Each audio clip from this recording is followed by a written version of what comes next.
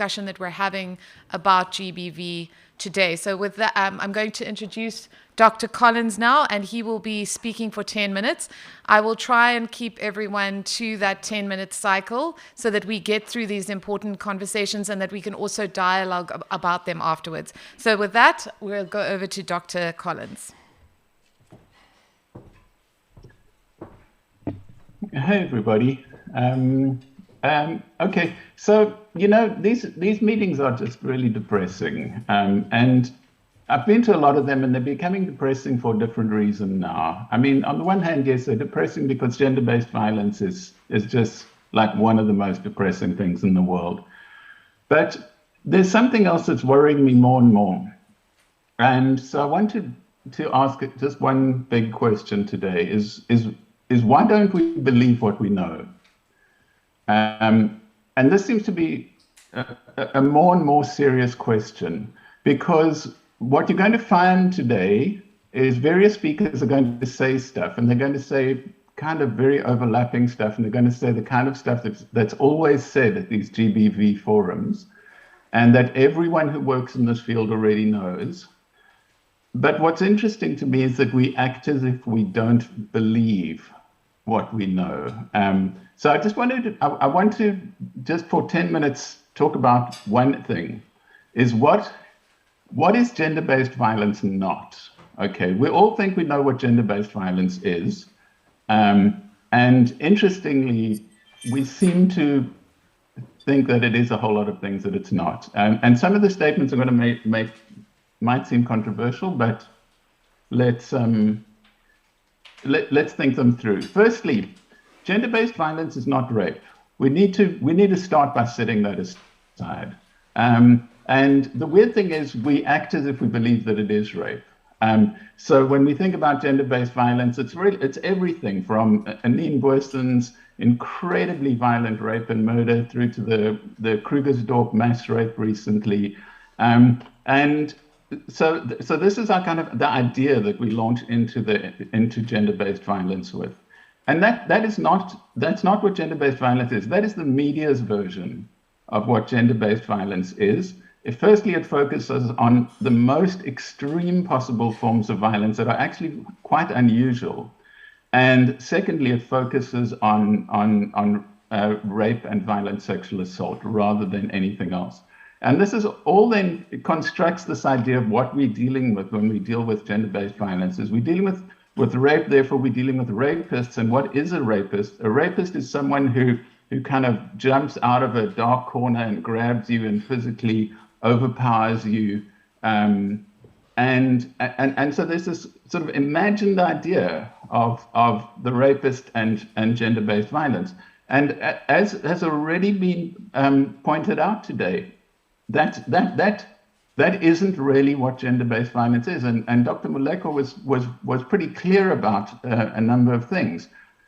Firstly, even if we just talked about sexual assault, not gender-based violence, sexual assault happens between acquaintances primarily. Okay, the people who are committing sexual assault are respected community members, doctors, teachers, politicians, police officers, fathers, uncles. It's people who know their victims, and yet we act as if we don't know that. We all know that. Anyone who's studied this field at all knows that, but we act as if we don't know that. Okay. Secondly, even if we're just focusing on rape, still that most sexual assault isn't physically violent in the kind of Krugersdorp mass rape and Anine Boysen's model. Most of it actually depends on social and psychological manipulation. It uses inequalities of power and status. That's why school teachers and priests are often major perpetrators.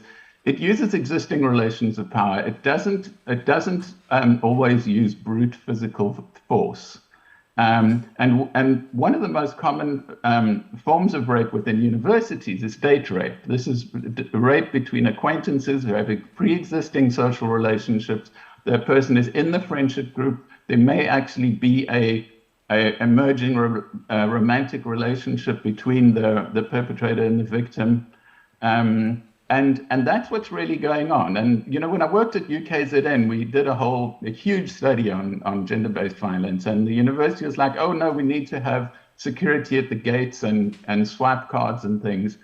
And regardless of the fact that the perpetrators of violence on campus were like members of the SRC and people who had total legitimate business being on campus every single day. But we act as if we don't know that. And this really intrigues me, this complete breakdown between what we know and what we do. So first, then let's just put aside rape and talk about the real problem of gender-based violence. The far more common problem than rape is intimate partner violence. That's, as far as we can establish, the most common and pervasive and lethal form of gender-based violence. And yet we tend to deprioritize it unless it reaches these kinds of extreme thresholds that the media loves, unless we're actually talking about it like a femicide, like an intimate partner murder. But we deprioritize the full spectrum of gender-based violence, which includes like everything that can be thought of as sexual harassment, the constant undermining of people on the basis of their gender. Small little things like sending sons to university rather than daughters, giving male applicants preference for jobs over women, and so structurally condemning women to poverty and dependence, denying people's basic human rights on the basis of gender, restricting women's freedom of movement and association. So there's a massive, it would take me an hour just to list the different forms of sexual harassment that are also gender-based violence. So my point being that gender-based violence is not just violent rape. It's a lot of other things, and we need to stop acting as if the media's version of gruesome, brutal rape is what gender-based violence is, and we need to stop acting as if we prevent that, we would have prevented gender-based violence. My second point about what gender-based violence is not. Gender-based violence is not violence against women. And that's a really weird thing that we all know, and yet we act as if we don't know. We act as if when we say gender-based violence, the only thing we could possibly mean is men's violence against women. And of course, that is the dominant problem that we're dealing with. That is a huge spectrum. But it's not the only thing we can be talking about. And when we only talk about that, we leave out something else that's incredibly important. Okay. One of the things we leave out that is interesting to me is we leave out the extremely high levels of sexual violence against boys. And researchers have showed multiple times that young boys experience between half and the same levels of sexual violence as young girls. But even when they acknowledge that, they don't acknowledge other stuff. They don't acknowledge that there's other kinds of violence that young boys experience on the basis of their gender. They're more likely to be beaten by their parents. They're more likely to have violence used against them in the name of discipline. They're more likely to experience violent bullying, and they relentlessly experience emotional violence. That at the very constitution of masculinity, of creating boys, turning them into men, is the emotional violence of humiliating boys and young men for emotional vulnerability. And for shaming them. So this process of the gender-based violence of the emotional humiliation and shaming of boys is really serious. And one of the reasons it's serious is because what we know is that there's a direct correlation between that and the people who've experienced that violence then becoming perpetrators of violence against women. In as much as they've experienced that developmental trauma, it gets rooted onto a pathway towards violent masculinities and violent crimes against women. But there's a lot of other kinds of violence against adult men. Adult men are, we know, 6 times more likely to be murdered than women. But it's hard for us to think about that as gendered, but it is gendered. They are murdered because of their gender identity. And that's not even to talk about another huge area, which is the whole question of violence against gender minorities, the violence against gay, lesbian, bisexual, transsexual, intersex, non-binary, every possible gender minority experiences extreme violence, and we have everything from corrective rape to homophobic murders.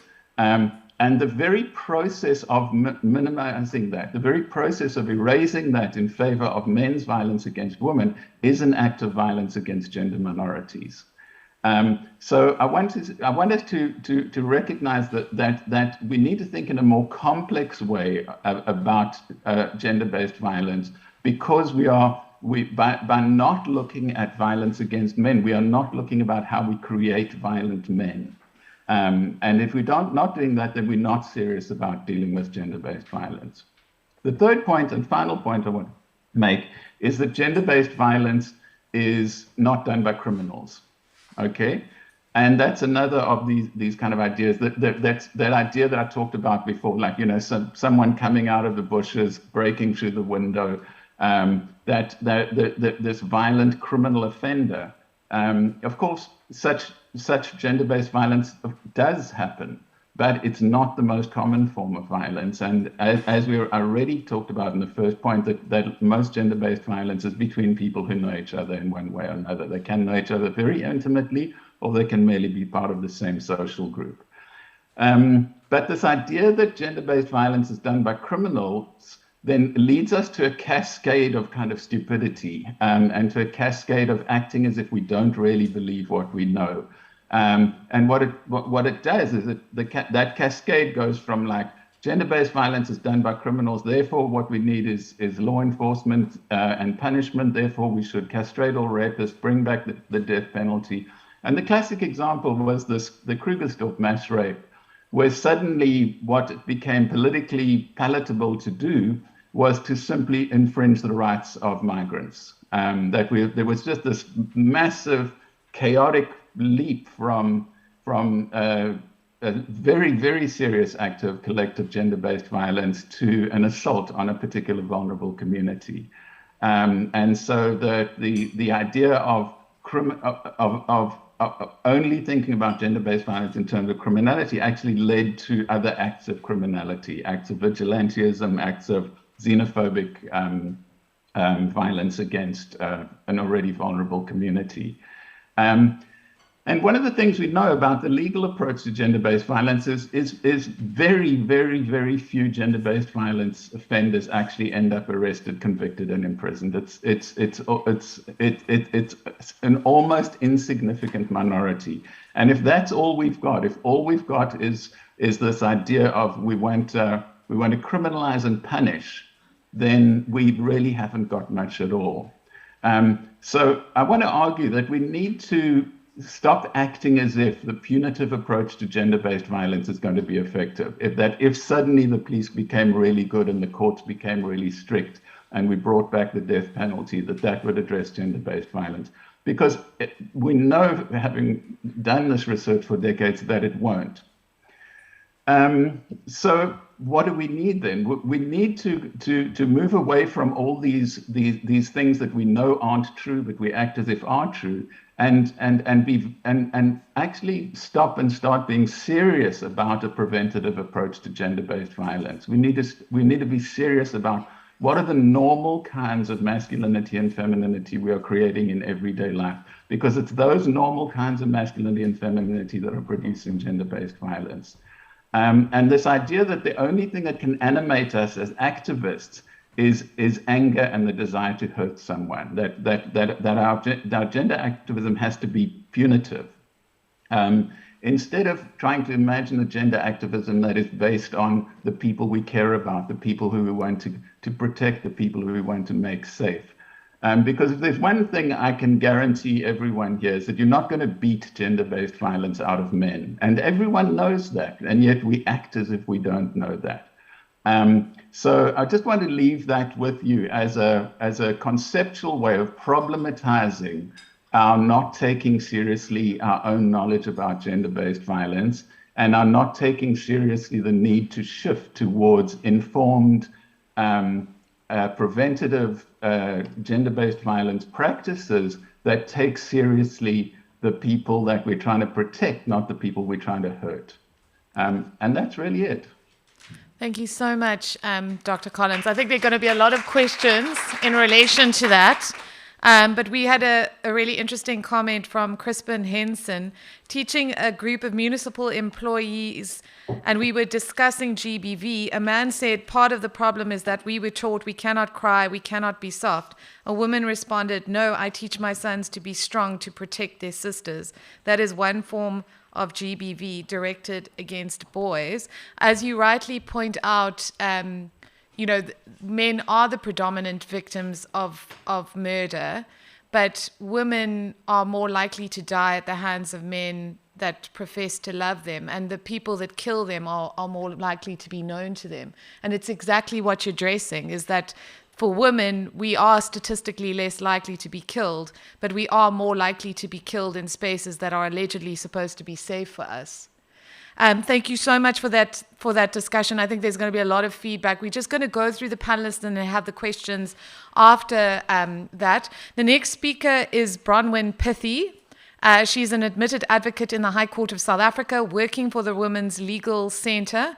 Bronwyn leads the Women's Right to Be Free from Violence program and is currently involved in several constitutional litigation cases challenging the constitutionality of legislation, the implementation of judgments and laws, and access to justice for marginalized and vulnerable women. So I'm just going to welcome her. Thank you so much, Bronwyn, for being here. I'm a big fan, and I'm really looking forward to hearing what you have to say. Thank you very much for the introduction, and thank you very much for the invite. Women's Legal Centre is very privileged and honoured to be part of this really important discussion. My caveat, of course, is that I am a lawyer, and that obviously a lot of my emphasis is on response to gender-based violence or violence against women, with an acknowledgement that that is a very limited and only one aspect of a way to address gender-based violence and violence against women.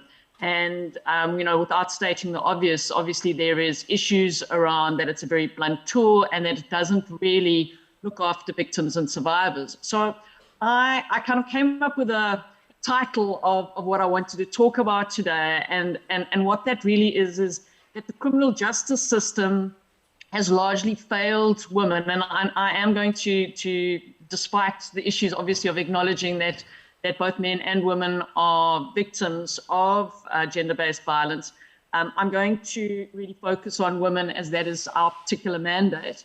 But to really see that the criminal justice system has largely failed women, and the question is, can institutions of higher learning do better?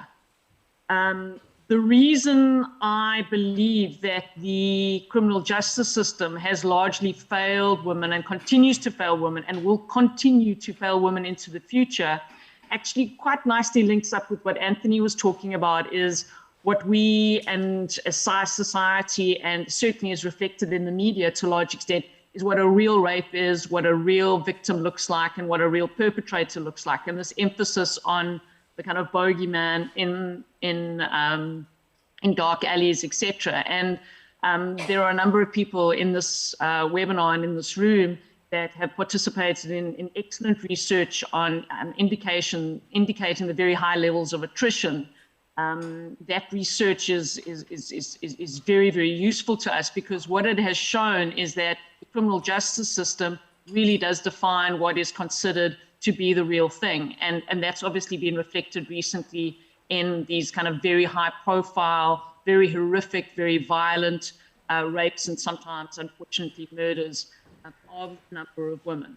And the reality is that certainly the vast majority of women who suffer violence suffer that violence at the hands of their partners or somebody that they know. And universities and institutions of higher learning are all reflective of a society and communities. They're simply a microcosm of what is going on generally. So the nature and the extent of the violence is going to be very similarly reflected in institutions. And as very well-known writer, and we're very privileged to have her as a member of our board, Pumla Dineo-Qola, has recently written in her book, The Female Fear Factory, really is an entire construct, a social construct, which keeps women in check. That we to a large extent live in constant fear of either previous, current, or pending violence against us. And that's the one thing that does actually unite women across race, class, culture, etc., that we all are prisoners to a large extent. Although some people, I recently said that in a media interview, and of course the response from someone was that was overreaction, that a lot of women leave their houses every day not knowing whether they will return safely, whether that is outside or inside of their personal spaces. That is the reality. Yet for some other reason, there is a denial of that real reality. So I could go on, but that's already been done now. Talking about the very high levels, the statistics of gender-based violence, sexual violence in particular, and the horrific rates of attrition in this country. The reality is, at the moment, in terms of the latest statistics, we have a 5.4% conviction rate for sexual offences in this country, which is appalling. And my question really is what can institutions of higher learning do differently and better to ensure that that doesn't happen? Why does it happen? We've got to understand why there are such high levels of attrition in the criminal justice system, so we don't repeat the same mistakes in other instances. And I think we have an excellent opportunity, and I've been privileged enough to be involved in a number of cases with one university in particular, where we have engaged very, very actively with the university to develop a concept of representing victims and survivors independently from the university in the disciplinary process. And I'll talk a little bit about that later as I go through some of the points that I wanted to make. But the issue really is that within the criminal justice system, which is based on an adversarial process, victims and survivors as complainants are merely a witness in the process. And very often their voice gets lost. Their voice, their context, their background, their true reality of the violence that they've experienced is lost in the process because they are simply seen as a witness and not a party to the proceedings. And what's been very exciting is trying to change that model into a more inquisitorial form of doing things through university disciplinary processes, and actually really pushing to the fore the rights and interests of complainants, who are then represented independently from the university. Because the reality is that very often the interests of the university do not coincide with the interests of a victim or survivor. And it's important that you have a legal representative who can represent those interests, which may at times actually conflict with those of the interests of the university who are proceeding against an alleged perpetrator. So we really need to focus, I think, on not repeating the same things. And although I understand and acknowledge the limitations of a process which does to some extent mirror a criminal justice process in terms of achieving justice through disciplinary processes, I do believe that if one exercises the due diligence principles that can be exercised or can be applied, where you have a certainty of detection, you have a certainty of investigation, you have a certainty of, for lack of a better word, prosecution or pursuing disciplinary processes and sanction, that in and of itself does play a preventative role in addressing the very high levels of gender-based violence and violence against women broadly in society, and then obviously in these institutions. So I think it's really important that we acknowledge that a proper system that is in place can lead to deterrence. So I really have been trying to encourage university spaces and other institutions of higher learning to be more creative and not to fall into the same traps as the criminal justice system has done. Although we will obviously try to constantly improve that, the reality is that the model that we have at the moment we're stuck with, and we could try and do things differently in spaces like these where we are not necessarily taking a very strong retributive necessarily approach, but actually trying to do something which is better for the broader community, but constantly keeping victims and survivors at the center of that. So, I mean, there are some very practical interventions that have been developed in terms of the university that I've worked quite closely with. And I have seen a real difference in the experiences of victims and survivors who are represented by an independent legal representative through the process.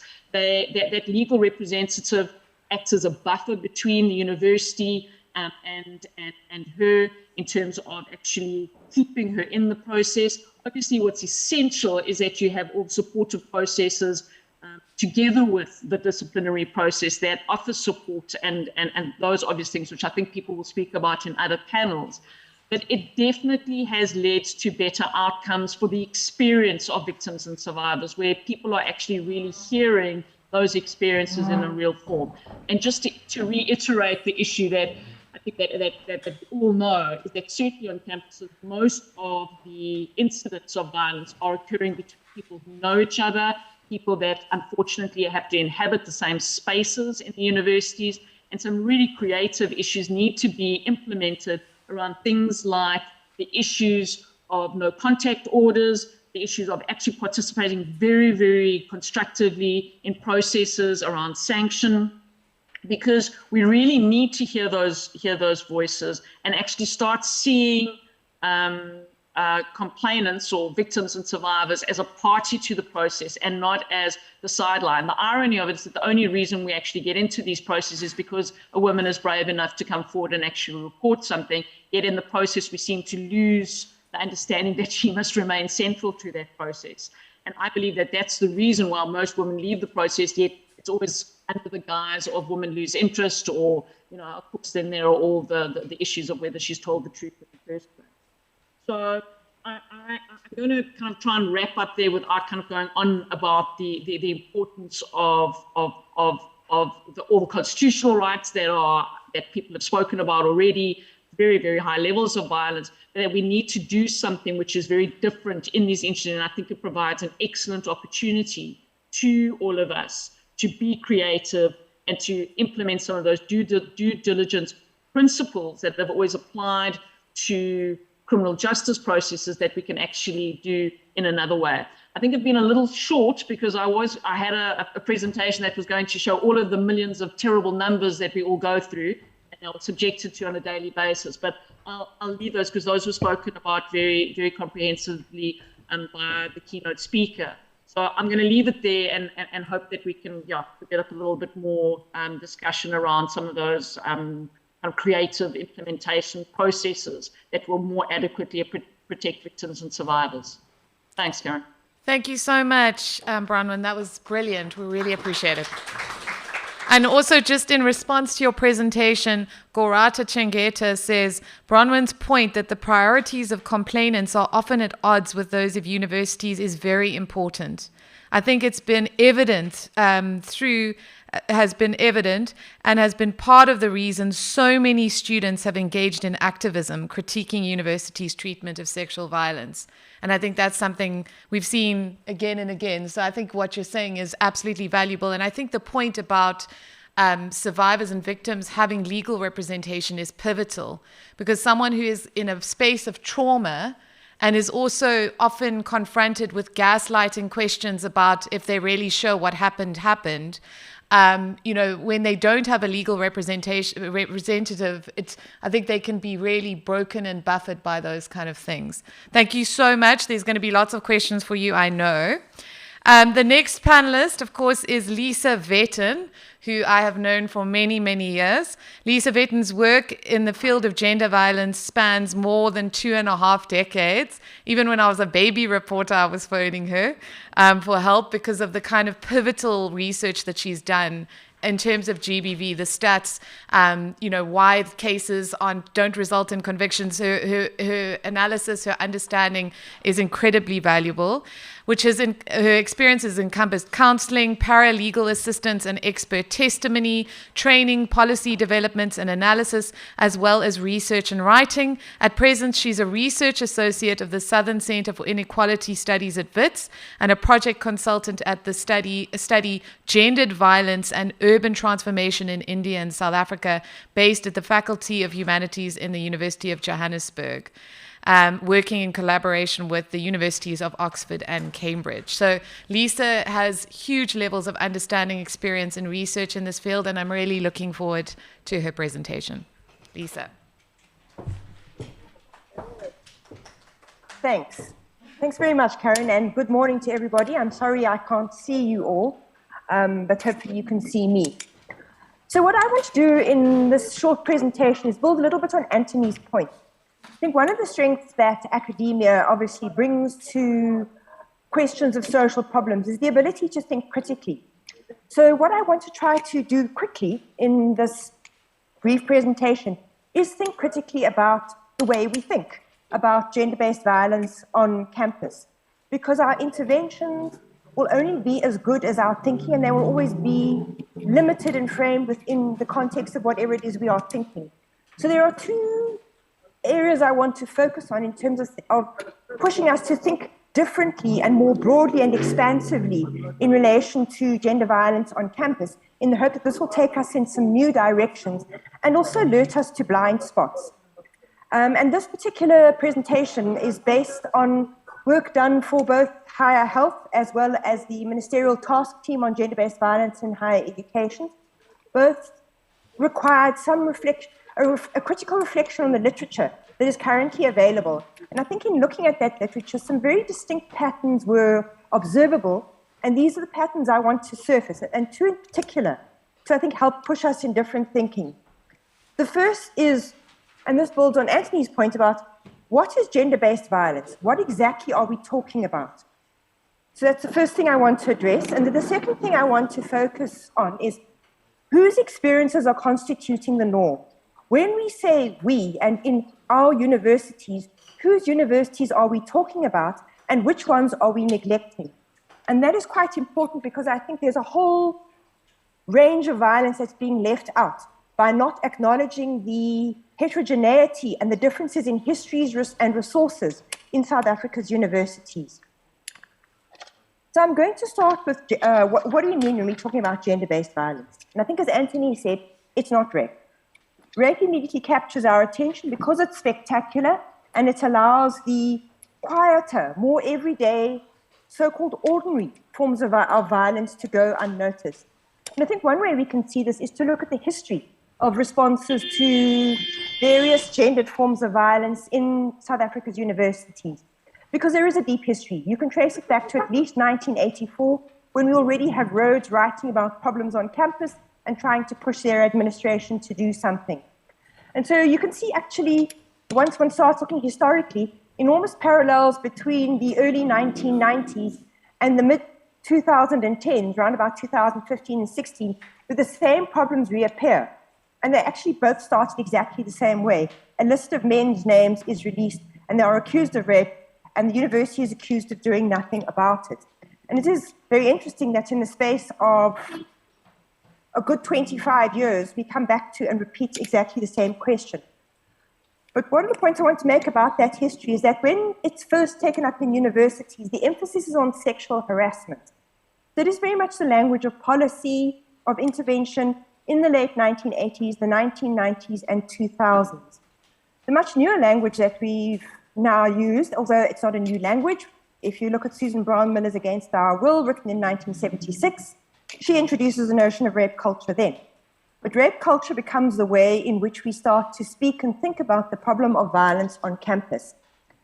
And while rape culture, I think, is very useful in terms of framing our thinking, it's politically mobilizing, I think it provides us with a strong rhetoric for action. In its own way, it starts to limit our thinking, and that is, again, because we focus on the word rape, the spectacular, outrageous form and most outrageous forms of violence. And so I think in using a rape culture discourse, for all its power, it does have unintended consequences, and that is to repeat the point I was making a little earlier about history, is that it tends to make abuses like sexual harassment recede into the background.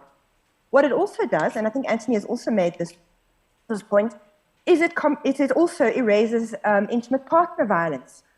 Now, there have been some very good studies that have started emerging. Some of them started being published last year, that have actually tried to start estimating the prevalence of students' experiences of violence. And one of the things that these surveys are showing is that it is intimate partner violence that far outnumbers, just in terms of the number of students it affects, than rape by non-partners, which will typically be, sorry, can somebody please mute themselves? Rape by non-partners, which, as has already been noted, is what tends to capture our attention.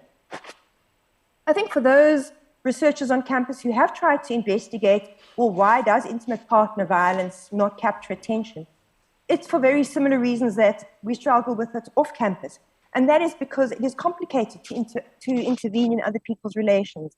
There are highly complex bonds of intimacy, of all kinds of attachments. And so students say, we don't want to interfere, even though it is very observable in res, precisely because of these complexities, because they don't know how to deal with a situation where somebody may lay a charge and then withdraw or not want to report because of their attachment. But again, I think because it is typically not spectacular and it is complicated to deal with, it tends to get pushed right to the sideline. There may also be the attitude on the part of some universities that and this again reproduces broader social thinking around, troubled thinking around intimate partner violence. It's private. It is between the people concerned. It doesn't fall within the domain of the institutional and the public. So I think when we unintentionally reinforce that in campus, in everyday interactions in res, we are again reinforcing that split between what is private violence, personal violence, to be kept secret and confidential, and what is public, institutional, and to be addressed. There are other areas that we also do not look at, and that is staff's experiences of sexual harassment and other forms of violence. Now, understandably, student protests are not going to be terribly interested in staff experiences, quite understandable, and they can't be criticized on that basis. But what that does mean is that staff experiences within universities have been neglected. Not only experiences between staff, but also from staff to students, or what we'll call contra-power harassment. This is almost entirely absent from policy. There's almost no recognition of it. I mean, just the research studies that try to describe it, I could find exactly one. And I think it's an issue that we really do need to think about. It undermines female lecturers' authority and treats them, in the words of this particular researcher, as bodies out of place, as bodies that don't belong in positions of academic authority. So that is something that needs to be looked at and is entirely absent from the way we currently conceptualize gendered violence on campus for the most part. But the other area I want to focus on, especially because it starts to lead into whose experiences are constituting the norm and to which we respond, is what colloquially has been termed sex for marks, but I think is much better understood as academic corruption or the abuse of entrusted power. And this is not a phenomenon that you see at every single university, which is why I think it tends to get overlooked or not quite get the attention that it ought to and deserve. And so this is the point which I want to start looking at. Whose experiences are we responding to and whose are being sidelined? And here I want to focus on the institutions. Those are the universities. Because I think when you start looking at protests, it's a very particular patterning of universities who capture public imagination. There are 26 universities in South Africa, but it's the same set that tend typically to capture people's interests. And these reflect the distinction in South Africa between what we describe as the historically advantaged institutions and those of the historically disadvantaged institutions, which also maps onto whose institutions are situated in urban areas and who goes to university in rural areas. For me, this was very well captured by a student from the University of Zululand that followed a series of protests after a student had been shot by an intruder, a male student, and this had gone alongside a series of break-ins and robberies of students, and it also included the rape of female students. And this student said, you know, nobody pays attention to us. It's only when something happens at the places like UCT and WITS that people sit up and pay attention. But those of us in rural areas, like at UniZool, are invisible. And that was, to me, was a very striking comment, and it seemed to be reflected and captured and it also maps onto the ways in which we think about gender-based violence. It also means that I think I've talked about historically disadvantaged and historically advantaged, but I think we also need to look at the distinctions between universities of technology and our so-called academic or comprehensive universities. And just as an observation, that there is so much less interest and recognition of what goes on as well in universities of technology versus those institutions that we traditionally think of as universities.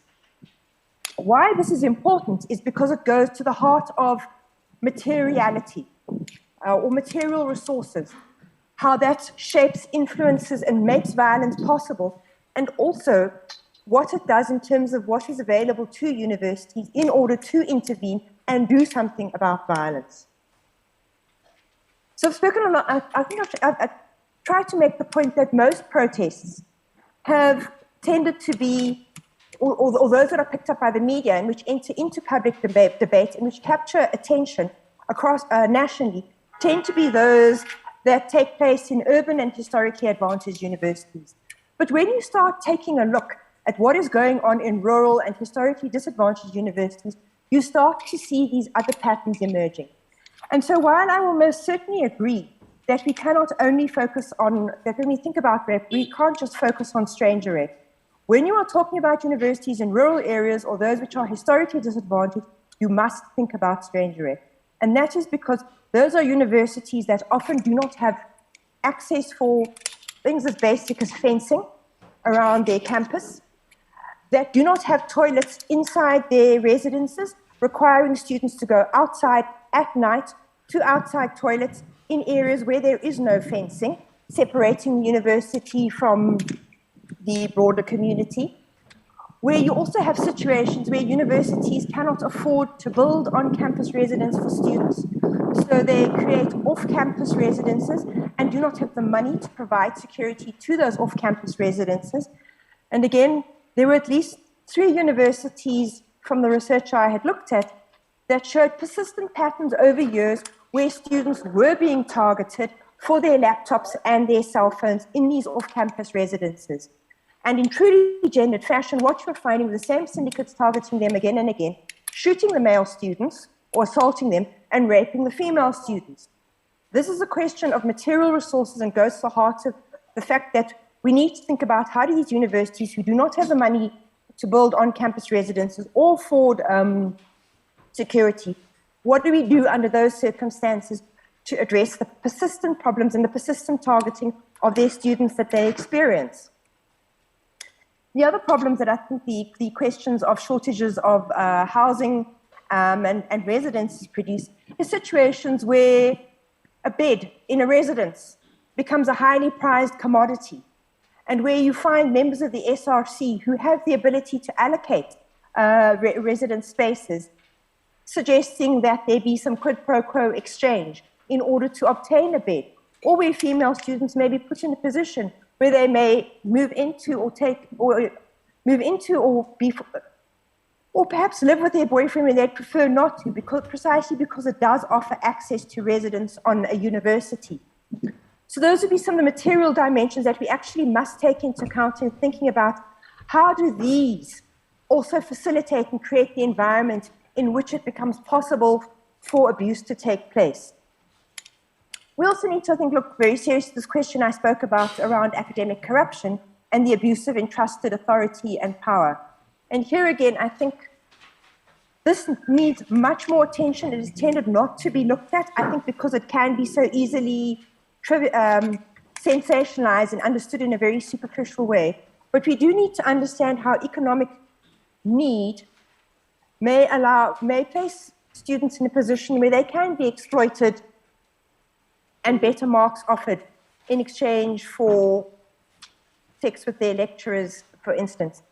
But I think what also needs to be looked at quite carefully is the fact that I think in universities where administration has broken down, there is a suggestion, if you look at the reports, and where universities have been placed under administration, there is quite a strong suggestion that definitely needs much further investigation, that within that context, where the integrity of the entire system has broken down, that may facilitate and that may be enabling situations where female staff are being expected to exchange sex in order to obtain jobs, keep jobs, and secure promotions. And it's also being used in relation to students.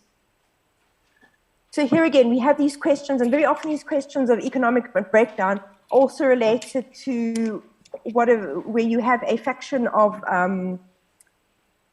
Senate or university committee has been as faction has taken control and is manipulating tenders and the other economic resources of the university to their own ends.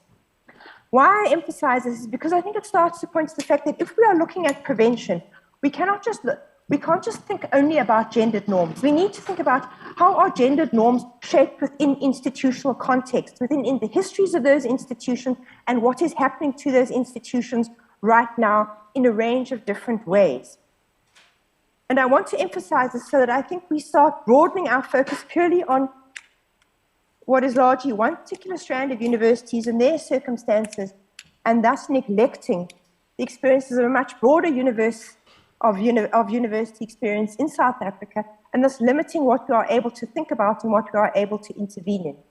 And I think lastly, to also think the kinds of interventions we're talking about tend not to come for free. The kind of training that you need to set up an office and make it run efficiently does not come for free, nor do the staff that you're required to employ to make these offices come for free. The same with the kinds of programs that you want to run. So I think we need to both think about how resources or the absence of resources facilitate, enable, create a conducive environment to violence, but also how they limit. And so I think there are much broader questions of how, if we are going to take seriously interventions into gender-based violence in universities, we need to understand and take seriously their material inequalities and think about how do we address those in order to make non-violence a reality across all universities in South Africa. Thank you. Thank you so much, Lisa. I think that issue of very different experiences depending on the resources, the previously advantaged, the previously disadvantaged universities is a huge issue, because sexual coercion can often exist in a place of like survival. It is still exploitative, it is still abusive, but it is often the direct consequences of material deprivation in those spaces. And I've got a message here from Lorato Mwepi. Our universities do not receive much information or awareness with stakeholders that are at ground level to deal and assist in hearing their complaints towards gender-based violence.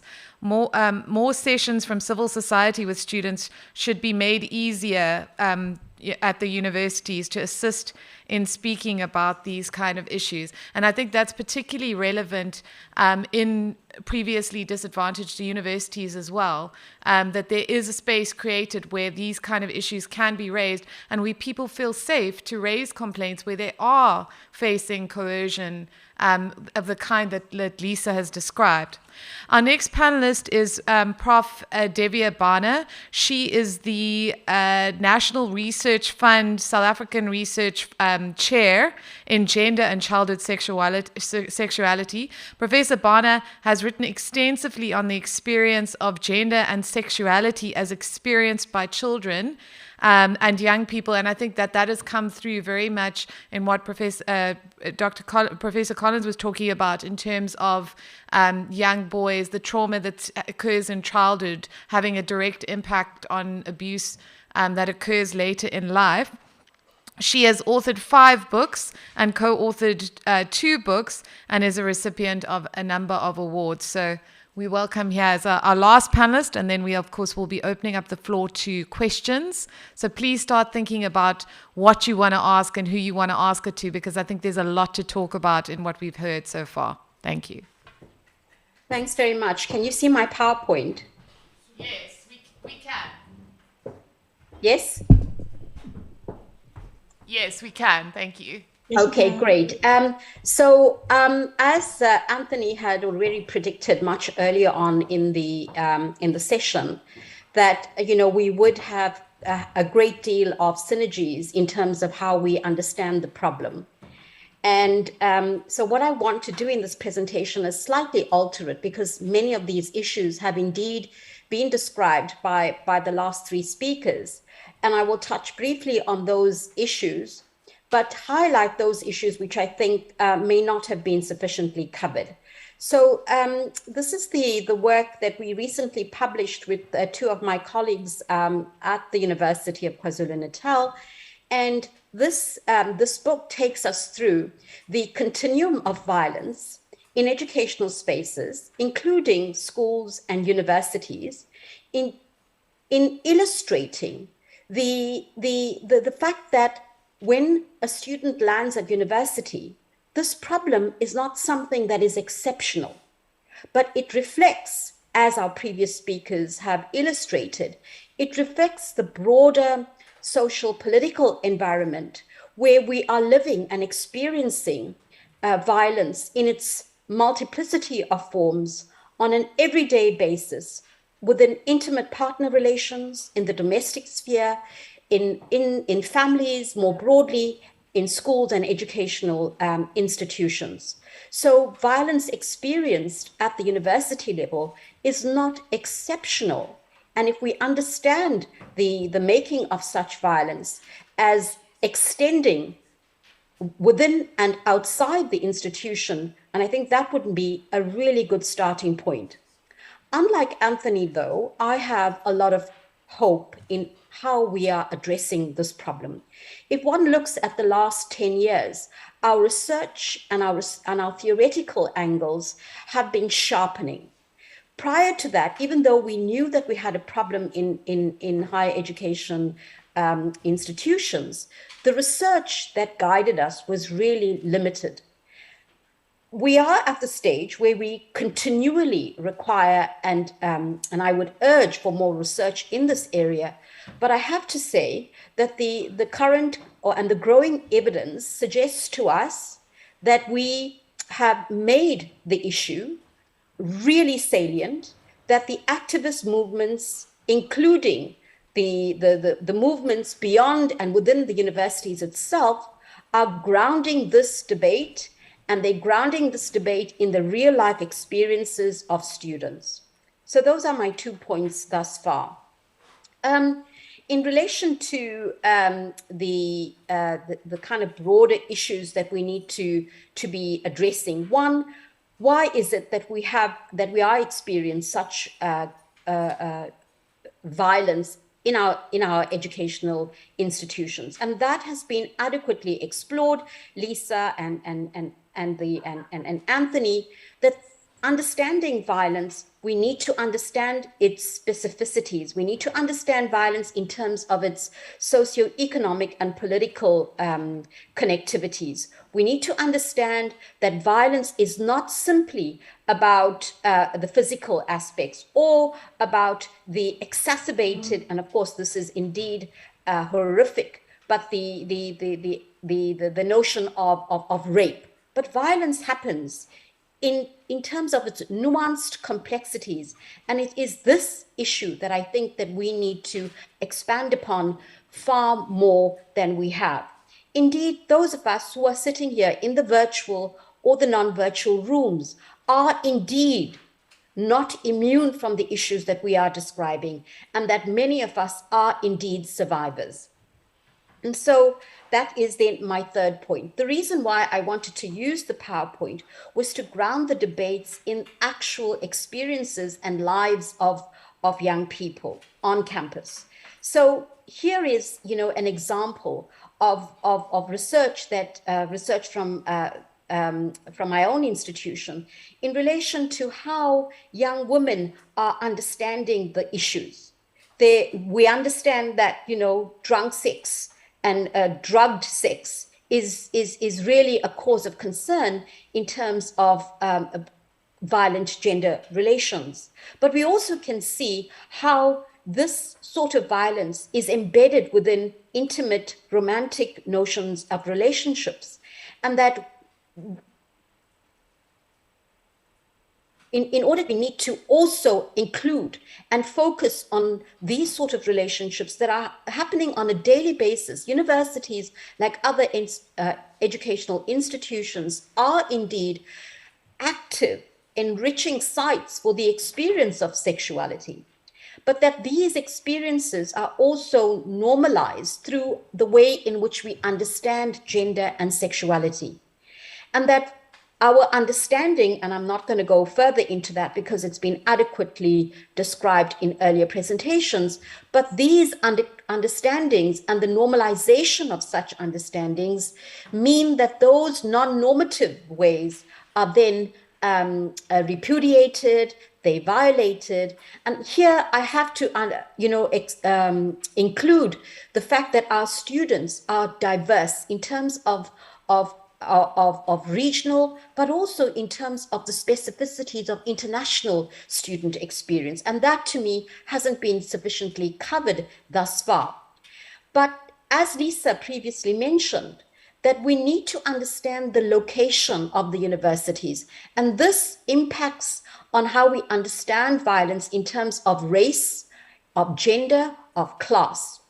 And one of the problems that we face in this country is the way in which specific universities are targeted as becoming violent, or in terms of racializing such institutions. And then you have a flight of students to so-called better institutions, precisely because we are homogenizing the experience of violence and, of course, issues around what we regard as competence. Now, one of the punchlines in my presentation is really to understand this notion of violence in terms of a three-ply yarn approach, and that questions about violence are inextricably interrelated to questions around gender and sexuality, and that no engagement with violence without its engagement with gender and sexuality can be fruitful, but that all violence in terms of this three-ply yarn approach is connected to the surrounding social and cultural conditions in which young people are located. And this provides the specificities in terms of the experience of violence. And I think that is really important.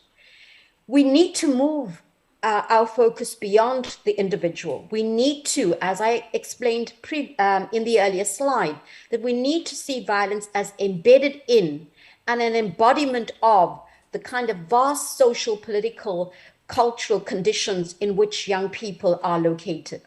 Violence, as Anthony so eloquently put this, cannot be about violence against women alone. And yet, this does not dismiss the horrific statistics which our law expert mentioned in terms of how violence unfairly burdens women and young girls. And so this normative understandings of identity means that the experience of gender and sexualities, and here I mean more broadly, gender and sexual diversity, means that that too needs to be under the radar. Now, I want to, because one of the punchlines of my work is also to look at these specificities, to understand how in the everyday such violence is experienced, but not to reach a cul-de-sac in terms of its depressive nature, which indeed it is, but also to highlight the hope and the faith that we have in terms of the attention given, the policies, and indeed today is an example of that faith that we have in addressing the violence. So number one is the issue around age. And that really needs to be factored in how violence is experienced. So a first-year experience is far different from being a fourth-year student. And so when first-year students come, and it also specifies then the kind of interventions that we put in place, because we have a kind of far more nuanced attention to age and year of age, and of course the year in which the student is registered at the university. So when young people come to campus, it is a sense of freedoms, a freedom in terms of the restrictions that they faced in their home environment. And it is this sense of freedom which must also be curtailed by the kind of unfreedoms, the restrictions. And these restrictions point to the ways in which, and this reaches back then into communities, into families, into schools, where a lack of attention to sexuality as a pleasurable experience becomes problematic. And so the expansive freedoms, but also the limitations, because the inability to understand the negotiation of sex, the timing, the gender dimensions of sex, and the issues around sexual consent.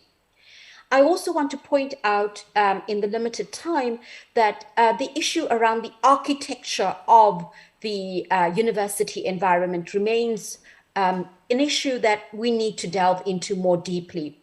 There are, and many of us have been to universities, there are specific spaces that were regarded as a no-go arena or a no-go area because it was populated by men who drank or who drugged.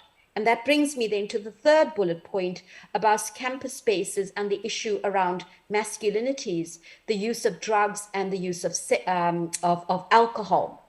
Now, I want to use the analogy here that my US colleagues have used in terms of the driver's license.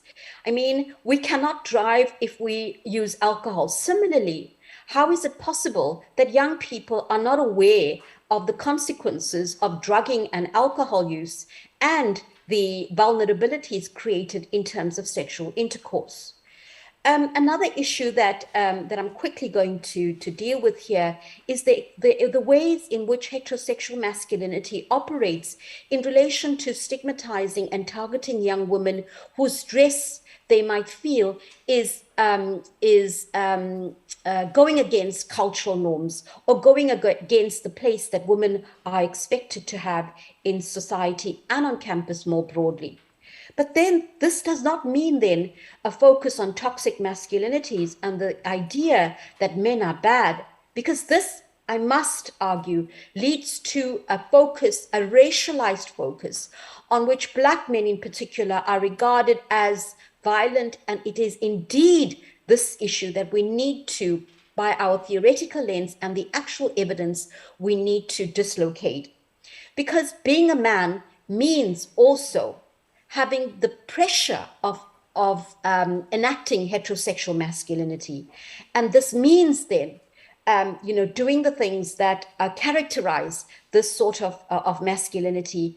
And as the first bullet point indicates, they call it being a man when you sexually harass, that when you sleep with many girls, when you are indeed not identifying with heterosexuality. So this is further pressures that come to bear upon masculinity.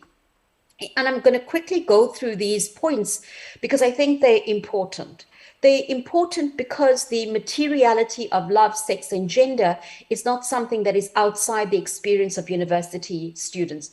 And I want us here to focus on the ways in which social media, the technological and advances have enabled different understandings of how vulnerabilities and expansive understandings of sexuality are now being produced. If one looks at, personal websites, Locanto, if one looks at singles websites, you would see that there are advertisements around young women stating that we are, or I am a 20-year-old university or student, and I need money, and this is what I'm offering in return. So we need to delve more deeply in terms of the online world and how this coalesces with the offline world in terms of risky femininities. We know a lot about blesser and blessee relationships, and this brings me to the issue about transactional sexual relations. But I want to quickly pause here to understand the nuances in terms of student housing negotiation and how trading for housing and accommodation, which we all know is a really critical area of concern, and how then this gets manufactured into transactional sexual relations, vulnerabilities, risk in terms of the broader material inequalities. I've talked about sexual consent, but that too is something that we need to delve more deeply into, and in terms of intimate justice, because this is where the non-reporting is especially profound. So what can we do? We need to revise our theoretical tools. And as the research is expanding, we have a better sense of the ways in which different spaces, the geography of university campuses, the ways in which our cultural norms, gender norms, and the understanding of masculinity and femininity is affectively produced and intersects with or interacts with broader human and non-human forms. We need to make sure that an intersectional focus remains our target in terms of the way in which gender interacts with race, class, and sexuality. Lisa has talked about this issue around sex for grades. We need more research. We need to understand how the violence is pervasive in and around university context, age inequalities, but also, as I indicated, romantic relationships. You know, why is reporting low? We need legal adjudication remains important, but that is indeed just one area of this multifocal and multi-pronged approach that we need. Many of us sitting here in these rooms have indeed not reported. And why is this reporting low? Because of the emotional bonds that tie us to these relationships and that reinforce these relationships. I've used the driver license metaphor, and I want to use it again. We cannot drive without a license. At the same time, we are expected to engage in sexual relations with really no support, both on campus, but also, as I've argued earlier, going back in terms of our schooling experience, our community experience, and our experience in family. Sexuality remains within the realm of danger and distress, and something that we refuse to talk about on those in those institutional spaces. We need to work with the notions of intimate justice. We need to understand that sexuality goes beyond desire. And I guess the campaigns, the gender justice movements, the activism, based on an ethic of care and the recognition of respect and rights, to me points to the potential and the hope that I continually have, despite Anthony, the depressive environment. Thanks very much.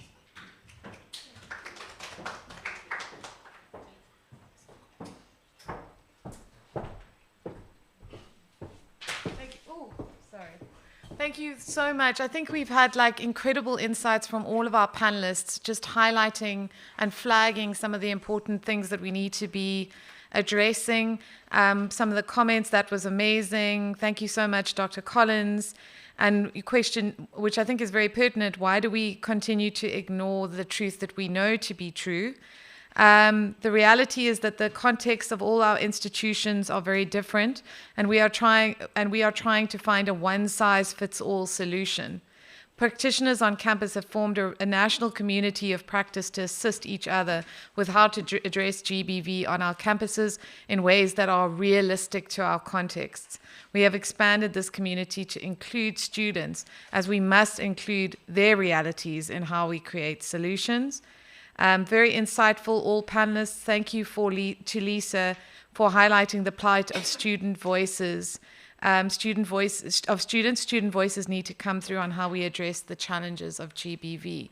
So I don't know if I'm going to open the floor up to questions now to the various panelists.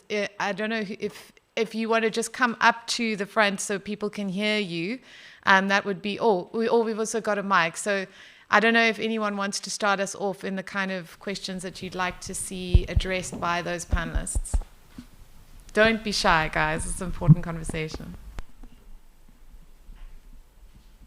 Okay. Well, I'll do it then because I have questions. Oh, we've got someone. Thank you, Marta. Thanks, Karen. Marna Lawrence at the Law Trust Chair. I was wondering if the panelists could also address the availability of statistics where we have, if I can call it that, more subtle forms of gender-based violence in terms of, if you think, for example, somebody in a position of power, in your faculty or at the university who oversteps personal body space in terms of touching, in terms of the stuff that they say, inferences that they might make, and how to address that usefully within an institution. Thank you. I think that's a great question. I think we'll just start with Dr. Collins and then go on from that. I mean, you've made very, very pertinent points about the way in which the definition of GBV is actually hurting and harming, the experiences that are outside the realm of extreme violence. Do you believe that there is some kind of statistical information available about the kind of issues highlighted by Marta? And what was your second question? How do you address it? Yes. Okay. How do you address it? So we just open it up to our panelists to answer that question.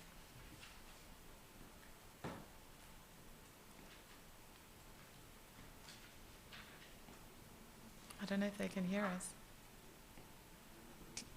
Can you guys? Do you want to just summarize the question again? Marta, do you just want to ask your question again?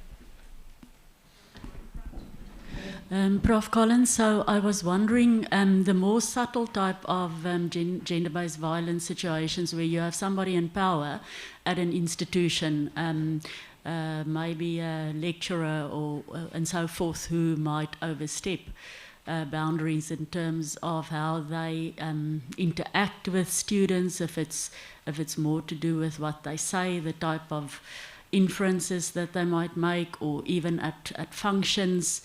When there's a more almost informal setting, do we have statistics for that as well? And how would one address this? Because it's a very difficult, I presume, type of situation to prove. Also where it might be a situation where they touch you in an inappropriate way. How do you prove it?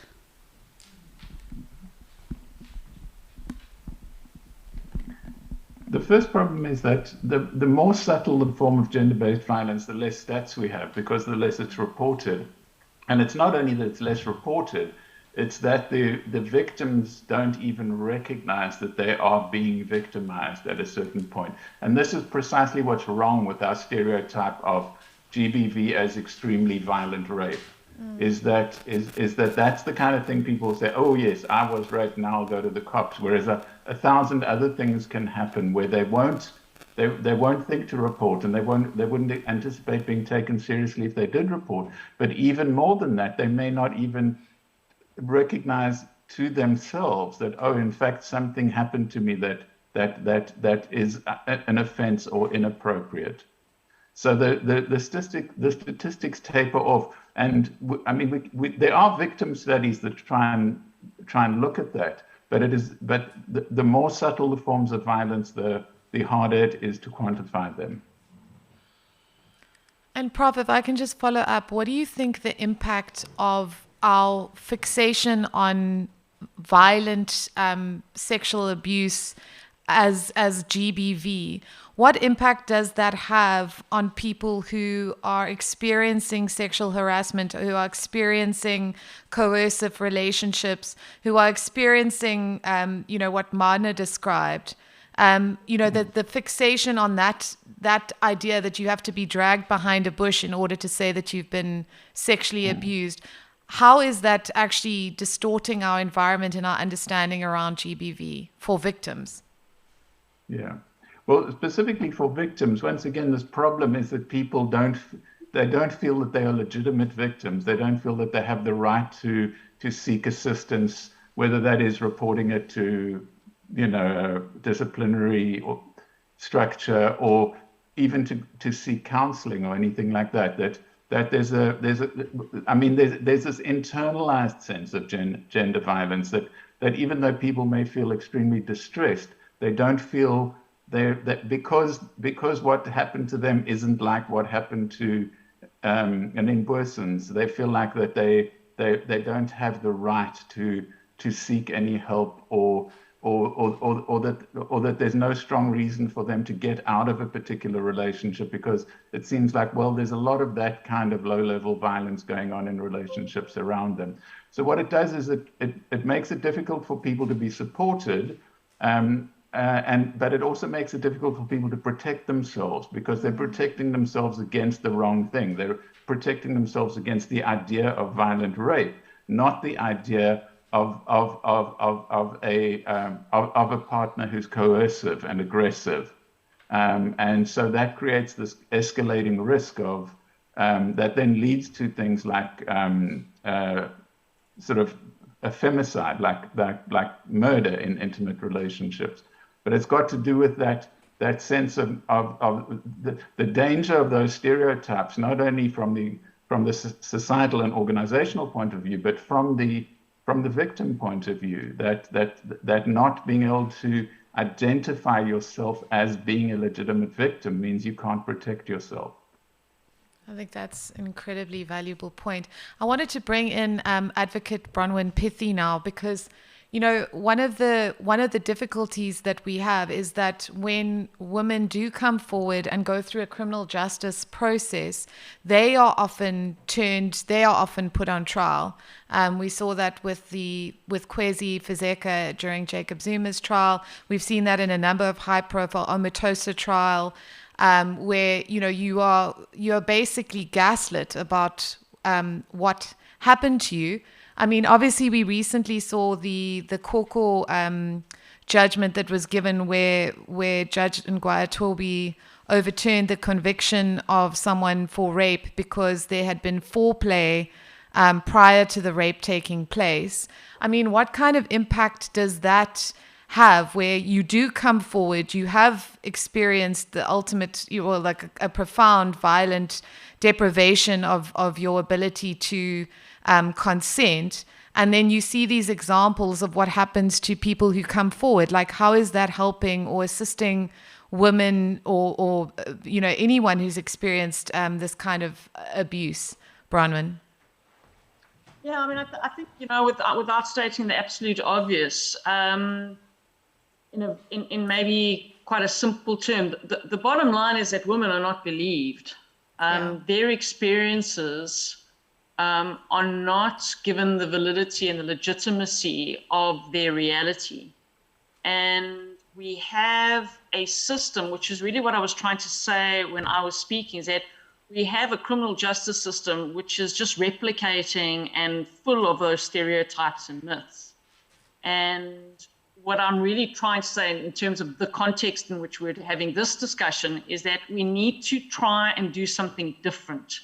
We need to try and believe women in those more subtle, so-called subtle violent situations, because I'm not a social scientist, I'm not a psychologist, but there is certainly plenty of literature out there that says that the effects of that kind of violence can be as insidious and as detrimental to women as these so-called violent rapes. I mean, it's really hard to not slip into the trap of saying, well, we shouldn't be reporting on or emphasizing these kind of more sensational situations. But of course we must, and those things must be done, but at the risk of silencing and negating so many of the people who have the real experience of violence. You know, something like the Xoko judgment, you know, for what it's worth, it is going on appeal to the Supreme Court of Appeal, and there are a number of us who are participating in that appeal process with the very view of challenging the way that the law has been interpreted by the judges in that case, because we firmly believe that if it were interpreted taking a proper constitutional feminist approach to a proper understanding of how sexual violence manifests in the reality of women's lives, that we can move away from this absurdity of unless you experience violence in a particular way, it's not real. And I think, you know, what I've seen certainly in a number of cases where we represent women, where the NPA have declined to prosecute, when we've pushed them as to give reasons for why they are not prosecuting those matters, the myths and stereotypes come tumbling out. So that means that you have a criminal justice system that's perpetuating those myths and perpetuating the messages that are saying that unless you experience violence in a particular way, we don't take you seriously or we don't believe you. And it's always under the guise of we don't have enough evidence to secure a successful prosecution, which I think is really trying to hide behind, well, this is just the way that the law is. And that isn't true. I believe that the law can be interpreted in a particular way that gives a better voice and a better reflection of women's experiences. And I just think in institutions of higher learning, we have an opportunity to really try and challenge the way that women are believed and not believed in a way where those voices are heard in a more constructive way, and that effectively then encourages more women to come forward. But these so-called more subtle forms of violence are as destructive as, I mean, the women that we've represented have almost without fail, have had to abandon their academic studies because of this, and then have eventually come back.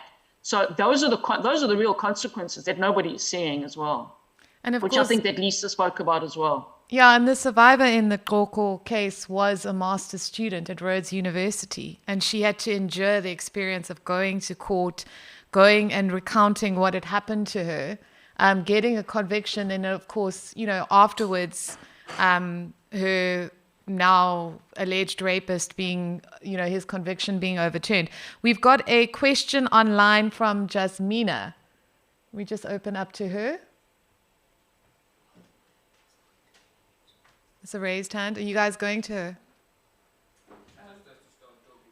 Oh, Jasmina, you can ask your question. I don't know if she muted.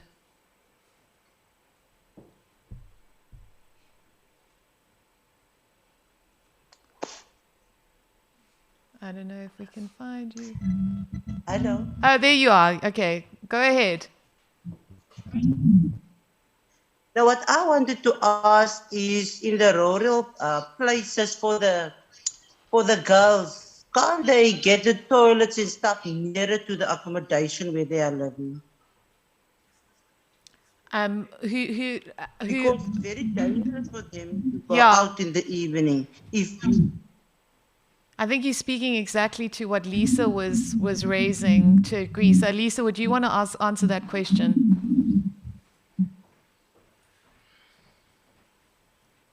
Jasmine, I think is raising yes, another dimension of the issues around housing that I was referring to, because quite a lot of off-campus housing tends either to be located into what I'll call, or what have been identified as, more dangerous parts of a city. So you have students who are often mugged, in addition to being placed at other risks on their way to and from residence. But I think for students in rural areas, the other problem is exactly what you've said, is that the closest residence is often situated half an hour away from the campus as well. So I think there's a whole lot of, it's this broader point that when we think about violence, we should not only think about gendered norms and altering those. We've got to think about what is the context in which those norms are shaped and in which they are given expression. And things like distances between places create multiple opportunities for violence in different ways. And one thing that is quite apparent about students is that they do get targeted. Universities are places where you know young people will be, and young women, if your goal is rape. University residences are where you will find students with laptops, with cell phones. This will make them targets. So it's about trying to situate people in time, place, and space so that you are also thinking about those dimensions which shape violence or which allow norms to take expression in particular kinds of ways. And the Department of Higher Education and Training has recognized these problems, but it seems to me things are still moving really, really slowly in terms of building new residences and thinking about these questions of where you locate them. And these questions of, I honestly do think that if you have off-campus residents as a university, you must make security available. But if you don't have the budget for that, where is it going to come from? So it's back to these questions of inequality. Yeah, absolutely. And I think that was something that came out with both you and Prof. Barner, is this issue of we need to understand that material deprivation and our manifest social inequality as a society has a direct impact on how sexual exploitation can occur. So, I mean, for a question for both you and Prof. Barner, how do you actually start addressing this? Because it's about essentially not allowing economic deprivation to put people in circumstances where they are being sexually exploited in order to survive in a tertiary academic environment.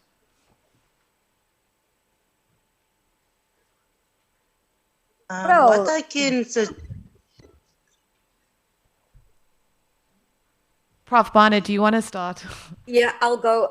This really points down to economic justice and the broader issues around the structural violence and the inequalities that we are dealing with here on a daily basis in this country. And of course, as we all know, these stretch back to historical apartheid times. And so the legacies of such are experienced in who and where these students are and what they are experiencing. And this is the point.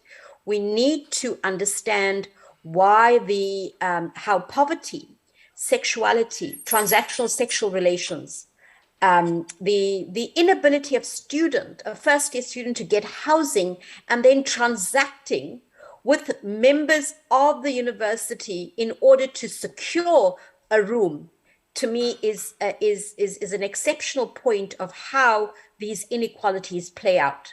And so this then points to the broader issues around unemployment, around creating more jobs, around ensuring economic justice, as I've said. Lisa. Yes, if I can add to that. I mean, I think if you look at employment data in South Africa, it is so clear what difference a degree makes to your likelihood of being unemployed. Yes, graduates are unquestionably struggling to find employment. It's not quite as good as it was 6 years ago when the economy was in a better shape. But you absolutely cannot get away from the question as to what difference a degree makes. And yes, that is going to put students in positions where they have to make. I don't think these can really be choices. You can't call a choice, but you can't call it a choice to have sex with your professor versus not having sex with your professor in that kind of a context. That is not a meaningful, substantive notion of choice. I think you are left with which is the least worst of bad options. So that is something we do need to take into account. And honestly, I mean, to build on Divya's point, I don't have any quick solutions. South Africa is a grossly unequal country economically. It is part of a gross inequality that's going on globally. Unless, without wishing to say, I don't know, maybe I should become a revolutionary. But maybe, one can't understand what is going to shift unless we change systems of distribution, economic distribution, recognition within South Africa. And those are about much more complicated questions around wealth taxes, how we deal with things like income inequalities, etc., etc. Those are long and complicated answers in of themselves. But I think they are what we need to look at. And if I can, rant on a little bit longer. I think this is my concern with when we take all our when we reduce our prevention programs to purely a question of norms only. We make the problem individual. We say this individual male student typically has problematic norms, and we are going to put him through a prevention program so that he will have better gender norms by the end. That entirely ignores the broader structural determinants and context of violence. So I think it's a challenge to us in terms of what we do is to not just look at norms, but to look in ways at universities, at society more broadly, about the structural contributors to violence. And that, I think, has become subdued in our thinking around gender-based violence. It's become very much about how do we run campaigns to change norms. And that's just not enough.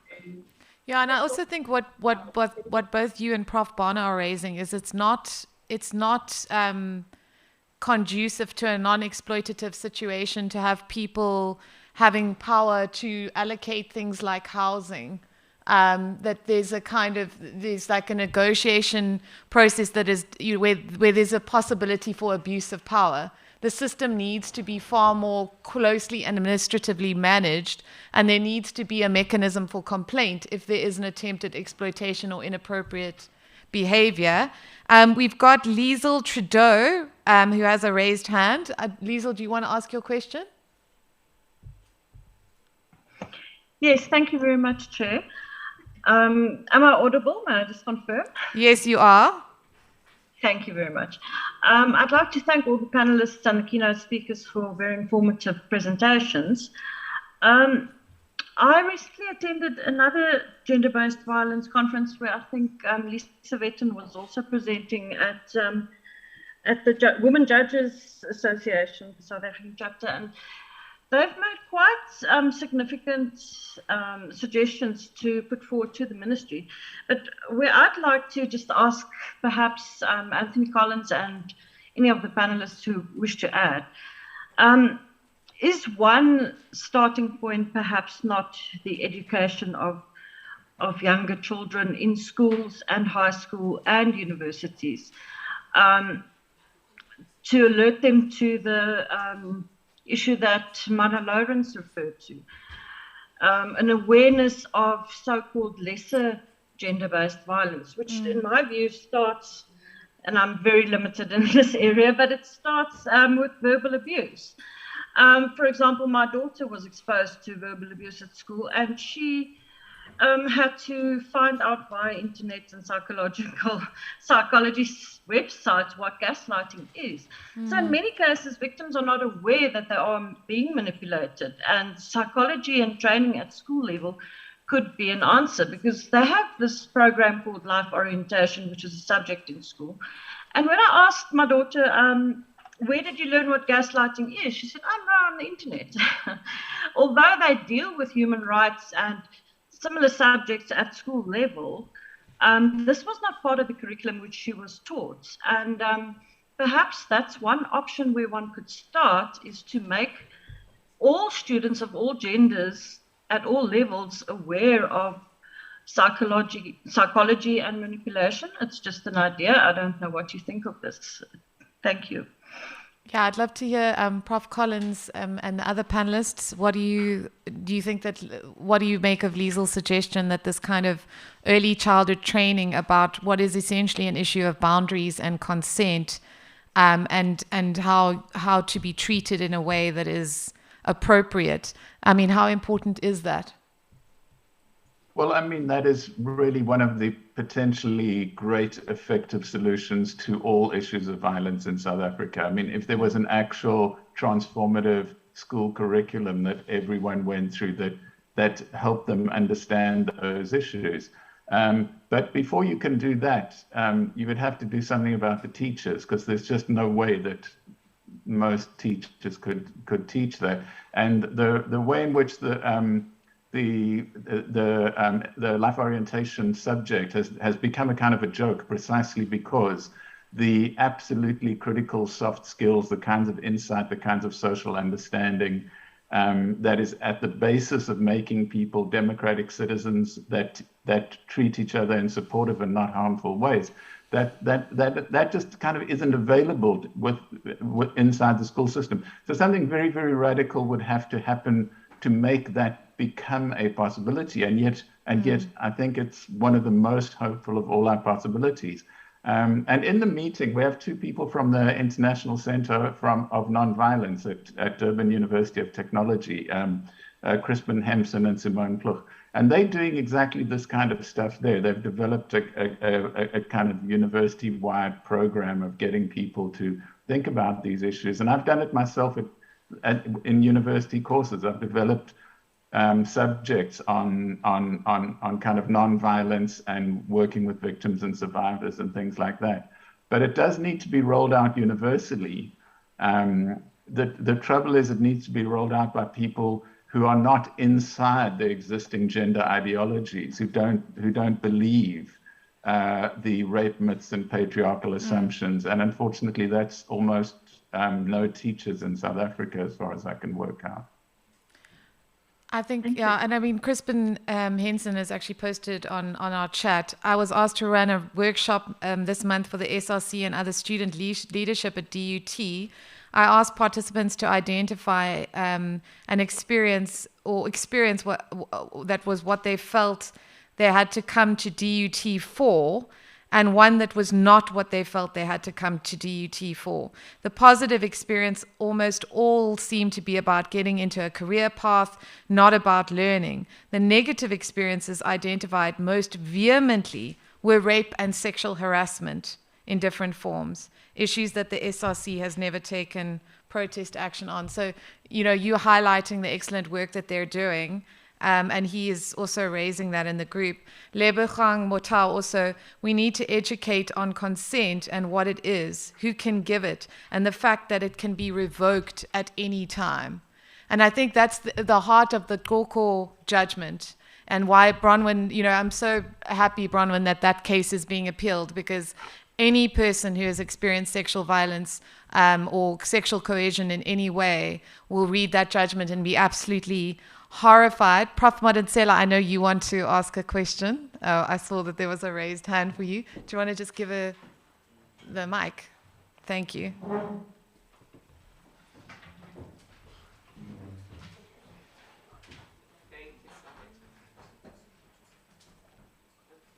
Do I sit or stand? No, you can do whatever you want. Sit. Okay, I'm going to sit there. Thank you. Thank you to all of the professors and doctors for amazing inputs on GBV. It's been exceptionally insightful. I have two questions. The first one is around the spectrum of forms of violence, which you've all really articulated and said we tend to focus on rape and possibly femicide, and then forget about the others. But if we're thinking about all of those, is it possible, though, that they might have different causes, as opposed to all of them being related to the unequal power relations between men and women? Is it possible that just sometimes people hit other people because of mental health challenges? I've seen people since COVID came around that just people seem to find violence as a solution to the challenges or to their disagreement. And I'm asking this question because if we do concede that the problem is so complex and that the causes are multiple, we might make progress on some of these areas by bringing in neuroscience